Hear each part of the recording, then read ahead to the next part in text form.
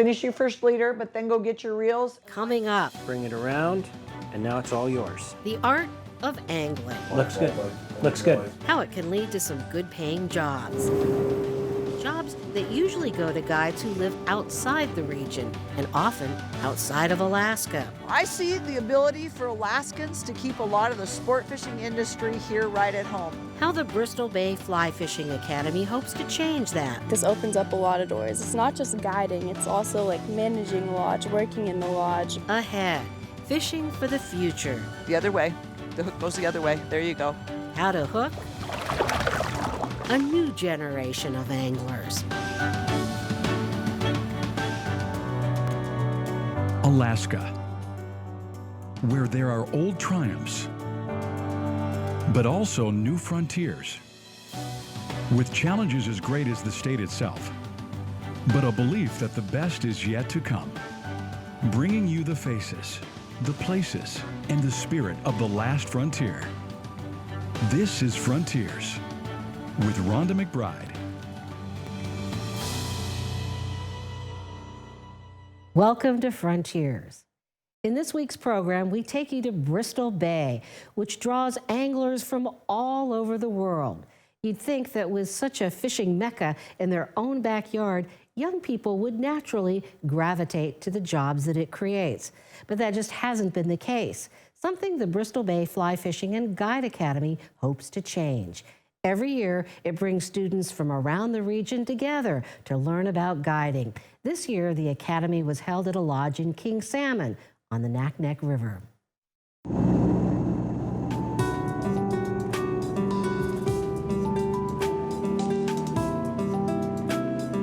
Beautiful and bountiful Bristol Bay, home of the Bear Trail Lodge, a family business that's out to hire as many local guides as possible. Pinch it off right there. Pull, pull. Perfect. That's all it is to it. Don't make it more difficult than it is. Nancy Lyon's mission to get these students hooked on fly fishing. Something you can always do, you can take with you anywhere around the world. It's brought me all around the world traveling to fishing different exotic destinations. And even if it doesn't lead to a career, But it looks good. It looks like it's holding. Nancy believes fly fishing develops skills that can set you up for a lifetime of success. Even something simple as tying a knot. And there's your loop. Knots may seem like a small thing to conquer, but they can be frustrating, and they're going to take time, and they're going to take lots of practice. And that all leads to valuable assets in your life. For many students, it brings a sense of being in charge. When you catch a fish, you know you tied the knots that help bring it in. Bring it around, and now it's all yours. That is very nice. Mcbride is a retired state biologist who works in lessons about safety, science, and a little fish psychology. Abby, I think the tail's probably just a little bit long. And what happens with this is a fish will come in and perhaps grab it, but you might not hook them. There's just a bunch of like feathers and stuff sticking out, and it just looks bad. For their next river trip, the students need to finish at least 3 flies. No, you're doing fine. You're going to make it just fine. Take it up, take it up, take it up. One more and that's it. Soon, frustration gives way to satisfaction. There's something fun about chasing perfection, and these guys are doing better and better with every fly they make. All right, hands in the air. Whee, we're going fishing. All right, you're off. For the students, it's finally a chance to put everything they've learned into practice and perhaps launch a new career. We have a fish on! Yahoo! That's a beauty. Look at that. This is Travis Nikita's second year at the academy. For the new students, it was more of a struggle, not so easy to reel in a rainbow right away. The other way. The hook goes the other way. There you go. Like that. Just boop. Congratulations. Very fun catching it. First one out of the year so far. Nice. All right. With each success, Excellent. confidence grows. Ooh, that looks juicy. One good thing about fly fishing, it gives you time to think and dream. This opens up a lot of doors. It's not just guiding, it's also like managing a lodge, working in the lodge, becoming like a biologist and things like that. This is going to imitate like perhaps a baby smolt. It's about supper time, don't you think, Kaylee? Okay, I'm gonna put a little line in. There's a lot these students already know, things that guides from outside Alaska have to learn, like how to handle themselves in the cold, where the shallow spots are on the river, or how to watch birds to figure out where the fish are. This academy is only a week, but Nancy believes it gives graduates a deeper appreciation of what Bristol Bay has to offer and steers them towards opportunities they may not have thought possible. Instead of having outsiders come in, run our lodges, run our camps, bring in fishermen, and take the dollars out of our state, I see the ability for us to create camps, use our resources, and keep our dollars in state through these kids that have been born and raised here and really want to stay here. The undercurrent here, that old saying, if you teach someone to fish, you feed them for a lifetime.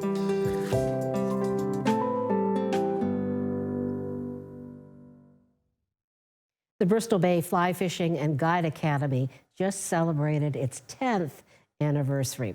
Coming up, life after the academy. You're given that whole experience by people coming to the lodge from all over the world. How one academy graduate parlayed his experience into a job at the Bear Trail Lodge. Also ahead, just how big of a slice of Alaska's sport fishing industry do lower 48ers actually have? Why, that's hard to find out.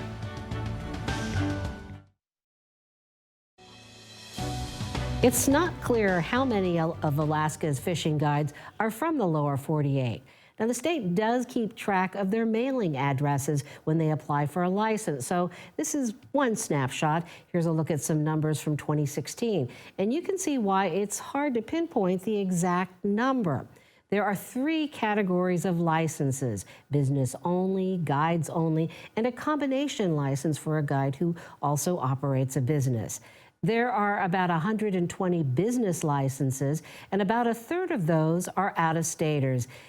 In the guide-only category, about 46% live outside, as do about 13% of those who hold that combination license. There are about 3,200 license holders in 2 of the biggest groups, the guide-only and the combination categories.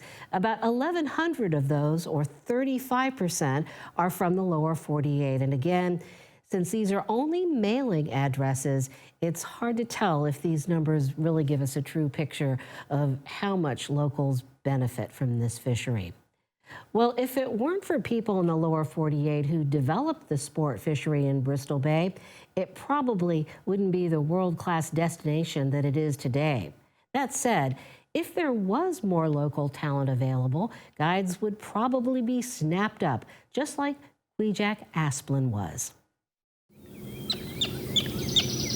The mornings are almost always magnificent. One of the perks of the job for Kvichak Asplund, a graduate of the Bristol Bay Fly Fishing and Guide Academy.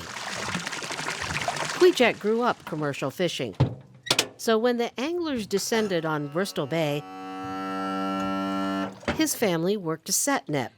The academy was his first exposure to a job that is full of surprises, like the occasional bear that lopes across a sandbar.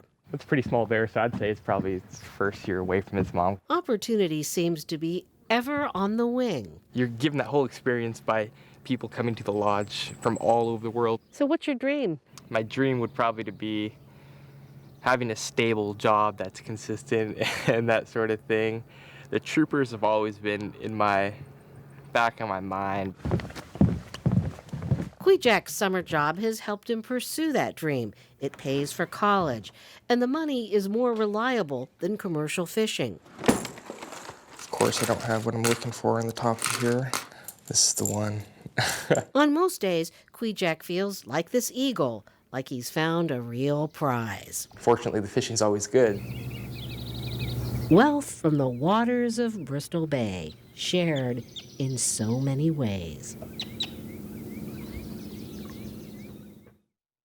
Jack Asplin says being a guide has also opened up doors to other careers. He says some of the clients he's taken out on the river run big companies and have offered him jobs.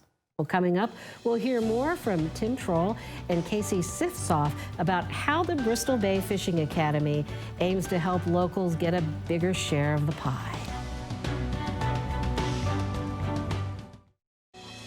The bottom line for many rural communities, they'd like to see more locals reap more of the benefits and keep the money here in Alaska. Well, joining us now, Tim Troll, one of the founders of the Bristol Bay Fly Fishing and Guide Academy, and Casey Sifsoff, who works for the Bristol Bay Native Corporation and coordinates some of the activities for the program.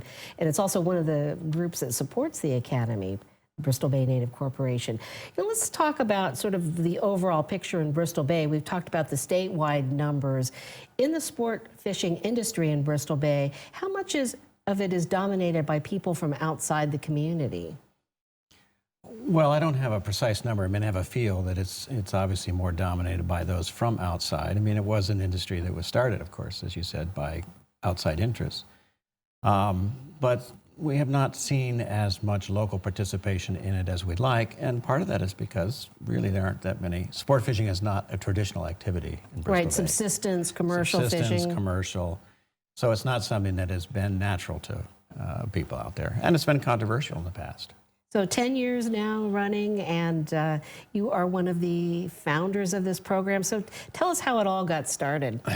Well, I'd say as many good ideas come about, they're cooked up in a steam bath in Bristol Bay, and it was in a makay in Ekwok that I had with the tribal chief, Luki Akwakak of Ekwok, who runs his own sport fishing business and had been for many years, and was worried about how his business was going to continue. And so I don't know where it began, but basically we came out of it saying if I could help raise the money, Luki would handle the logistics, his wife Pauline would do the cooking. They had the Ekwok Lodge on the Nushagak, and we'd see if we could make it happen. That looks good. Yeah.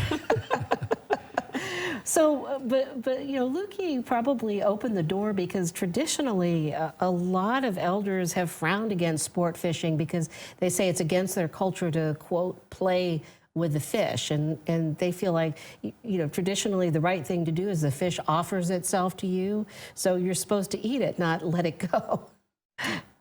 Yeah, but, and I think that's why it's important that it really began locally from Ekwok and from a tribal chief who has actually been in the sport fishing business and was a commercial fisherman himself. So let's talk about some of the graduates since the program, because you've had now, what, 10 classes?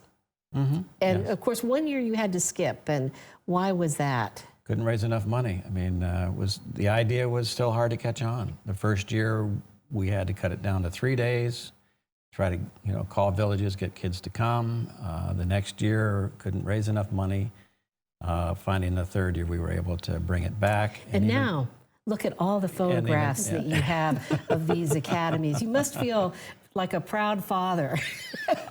Well, I share that fatherhood with Luki, and yes, we're proud that we got it started, but you know, we only really, as I'd say, stretched the canvas and maybe primed it and did a little sketch. It's other folks who have really put the color to the painting and made it happen over these last 10 years. Now, I understand in the beginning it was hard to recruit these students. Yes, we were literally in villages calling people we knew and finding out what their kids and nephews were doing and trying to rope them into the academy, because we do pay all the expenses. It was difficult because sport fishing, again, and fly fishing in particular, is just not something that people traditionally did. So how is it different today? So I think for, you know, the program, it's gained a lot of momentum over the years as, you know, it's caught on that, you know, kids really enjoy this and they're getting really excited about it, and different lodges are, you know, wanting the exposure of having these opportunities with these kids. And so I think that the program will just continue to be successful and to grow out of, you know, that interest. So is it hard to get into this program?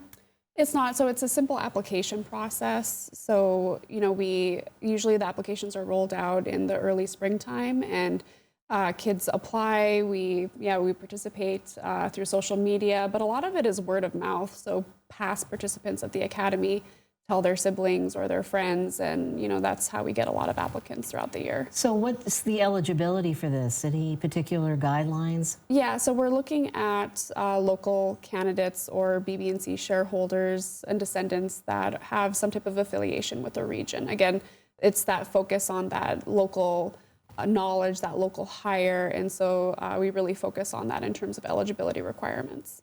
So, some of these locations from year to year vary. Like this is from a past year, and it's not in Naknek where this year's, Naknek King Salmon, where this year's academy was held. Why do you move the locations?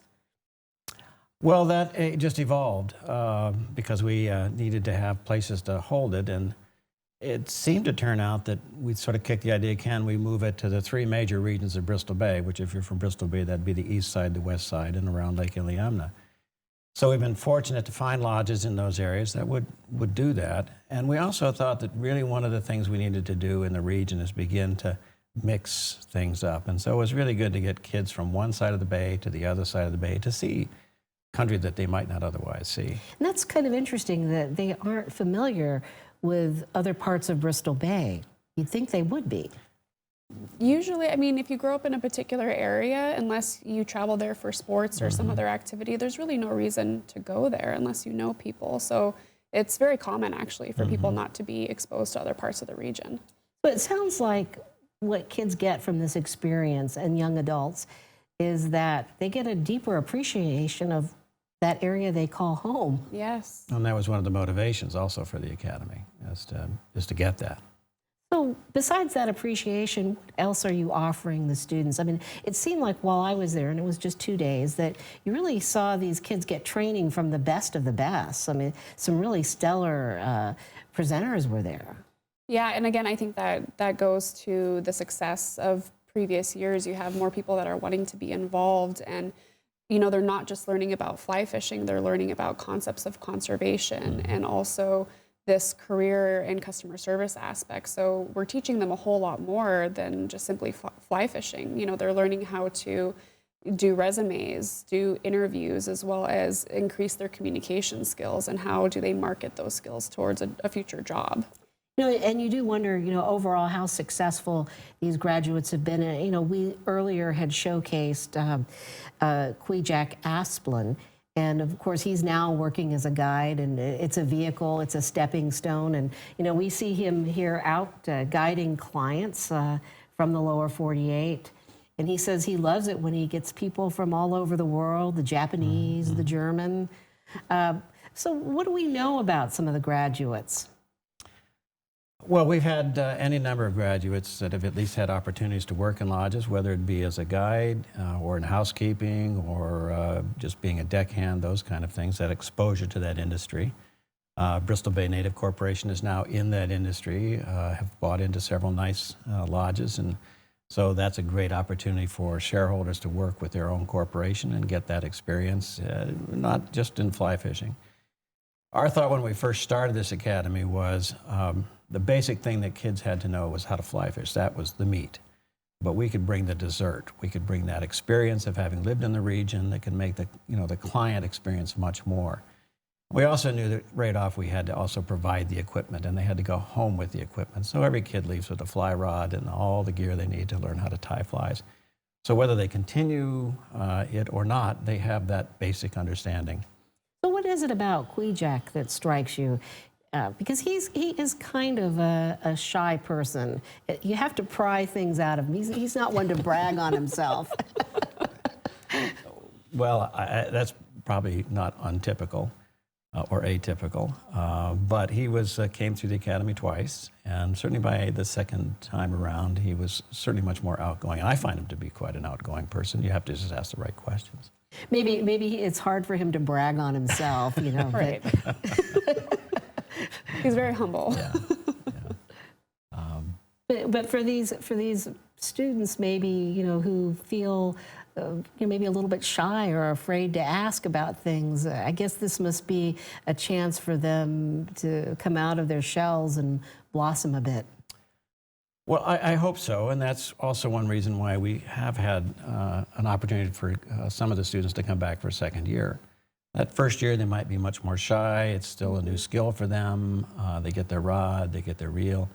By the second year, if they come back, they're usually a little bit easier. They understand what Client Day is going to be all about. Oh, tell me about Client Day. Well, go ahead, Casey. So Client Day is the ultimate test, I guess I would say. So it's an opportunity for the students to take all they've learned throughout the week and actually test it at a day in the field. So we have clients that are flown in, we have some local clients that participate, and they take them out on the water. They teach them everything that they need to know, how to cast, you know, what to do in terms of when they catch the fish, and, you know, they're tying their flies, or, you know, they've tied flies, and they do their knots if necessary. So really, it's the ultimate test of what they've learned.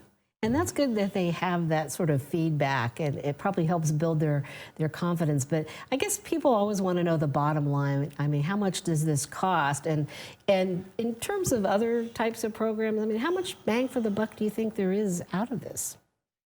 Well, it's not cheap, let's just put it that way, particularly when so much of it is really donated. All the time, all the instructors are donated time. Even the rods and reels are donated. Bristol Bay Native Corporation, Bristol Bay Economic Development Corporation, the Bureau of Land Management, Trout Unlimited have all seen the benefit of this program. I think we're all willing to say that you're not going to see the results immediately. We are seeing more of our locals get into that business, and it's going to be a while before there's certainly a majority, and that's maybe not necessarily the goal. Well, how willing are the lodges maybe to hire a local trained guide? Well, certainly in the case of Bear Trail Lodge, it's not been a problem, and BBNC is certainly hiring more. And it's an education program both ways. I also think, too, when the lodges have the opportunity to host the academy at their lodge, they see firsthand the capability of these students and their potential as an employee, too. So I think that that's another benefit of different lodges to host, is that they can see the benefit right there at their lodge. And many host lodges have hired our graduates. Yes. So what kind of feedback have you had from lodges that have hired the locally trained academy guides? I mean, from what I've heard is that the guides that end up working there are often requested by clients because it's an enriched experience for them having a local guide on the water with them. So, you know, it's great. It's great feedback. Are you surprised by that? I think we knew inherently that would be the case, and we just had to get our kids to be comfortable sharing that experience with others, and knowing that once they do, certainly the clients would really appreciate that. So it was a gut feeling, and I think it's proving out. So what's ahead for the Academy? You said that you evolve over the years, like you've expanded it to 2 years for some of the applicants. What would you like to see happen with this? Well, one, that it continue, and I think it should continue. There's certainly challenges ahead in the industry, and I think we need to be prepared for those. And, you know, one of the other things that I look at is these kids they're also going to be the future leaders of the region and in their village corporations and probably even in the regional corporation. Mm-hmm. So understanding that industry is going to be pretty important for them because they own the land out there that these lodges want to use. And it's great to see that Bristol Bay Native Corporation is now breaking into that. All right, well, we want to thank you both for joining us. Well, we hope that this show has given other communities an idea of how they might inspire more homegrown talent. Before we leave you, though, we want to give you a parting look at some of the Fly Fish Academy members over the years. Thanks for watching. We'll see you next week.